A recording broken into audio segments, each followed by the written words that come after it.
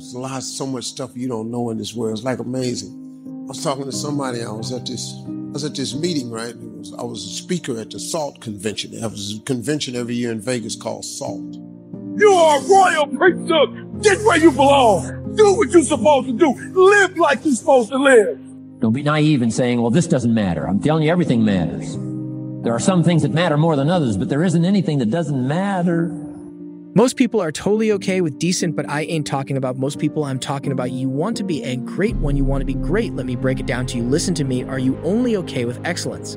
Until excellence is the only option, we got something to work on. Until excellence is the only thing you'll settle for. We got work to do, my friend. Before you can be excellent, you must first see what excellence looks like. I want you to make a conscious decision that from this day forward, excellence will be the description of everything you do, like high performance and high achievement. It's just who you have become. You may feel that because you're feeling so much, you're so good, and you're so excellent at feeling, but you're not realizing that you're growing from your failures.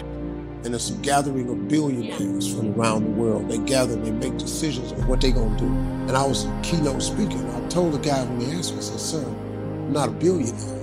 Why are you having me speak? He said, we know exactly who you are. He said, but we're intrigued with your story, how you come from nothing to get to where you are. So why don't you just come share your story?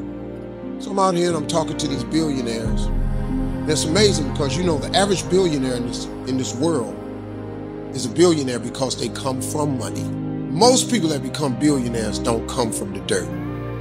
They inherit 200 million and they turn it into $1 billion. So they don't know what you know. They don't know shit about no hard days and no rough ass nights. And so the problem with many of you is that you got fooled, you got complacent, you got lazy. Somewhere along the line, you lost your enthusiasm, your optimism. You lost your hunger. High school teacher who one day changed my life. I was waiting on another student, and when he came in, he said to me, young man, go to the board and write what I'm about to tell you. And I said, I can't do that, sir. He said, why not? I said, I'm not one of your students. He said, it doesn't matter. Follow my directions now. I said, I can't do that, sir. He said, why not? I said, because I'm educable mentally retarded. And he came from behind his desk and he looked at me. He said, don't ever say that again. Someone's opinion of you does not have to become your reality.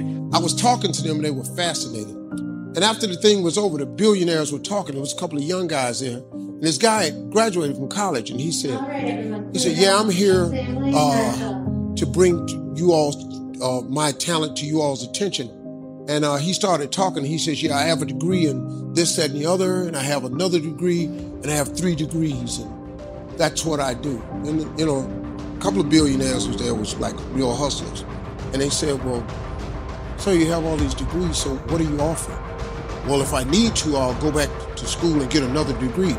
He said, if you have 3 degrees and they're not working, why would you go get another one of them? And I just looked at him and I went, wow. Because when you talk to them dudes that make that other kind of money, they're not interested in your degree. They don't need a degree. If they need a degree, they'll hire somebody with one. But if you're really interested in being successful, it's not your education that's going to make you successful. And as he talked, my heart began to beat fast. Tears began to run by my eyes, and I was in the back just listening to him because the speech he was giving, that speech was for me. And he said, Les Brown, he said, if you want to do anything worthwhile in life, you've got to be hungry. And what we said to each other is, I can get through this. I will get through this. I must get through this. So I just need you to think about 3 people in your family that you love. 3 people. 3 people that you love. 3 people. You got them? They're there? You got them? This is what I need you to do for me. Because some of you have a hard time staying motivated for a straight 100 days. So what I need you to do for me is I need you to think about those people every day when you're doing what you're doing. You have some days where you just want to hit the snooze button, raise your hand for me. You want to hit the snooze button, right? So watch this. This is what has to happen. That person that you think about has to be louder than the snooze button. So when you think about Granny, you got to think about, do I hit the snooze button or do I get up and make it happen for Granny? Are you hearing what I'm saying? Who are you doing this for? You're becoming more powerful. You are educating yourself. You are realizing that your excellence is being nourished. It's going to get stronger, you are planning to see. I'm letting you know right now that you are a possible individual, you are a possible being, you are a possible reality. And this is the time for you to recognize that. Don't stop now, don't give up on now. Find the way that you are recognizing within yourself and build on it. Just like clay, you must shape it, you must mold it. And you must make it a masterpiece. How many times have you said you couldn't do it? Okay. We all pity the man who says, well, this is the only place I let down. Not true. Key to take home: every letdown affects the rest of your performance. Every letdown affects the rest. This is part of the educational process on personal development. If you don't take the walk around the block, you probably won't do the apple a day. If you don't do the apple a day, you probably won't start building your library. If you don't build your library, you probably won't keep a journal, and you won't take pictures, and then you won't do this, you won't do wise things with your money, won't do wise things with your time, won't do wise things with your possibilities and relationships, and the first thing you know, 6 years of that accumulated, and we say you have messed up.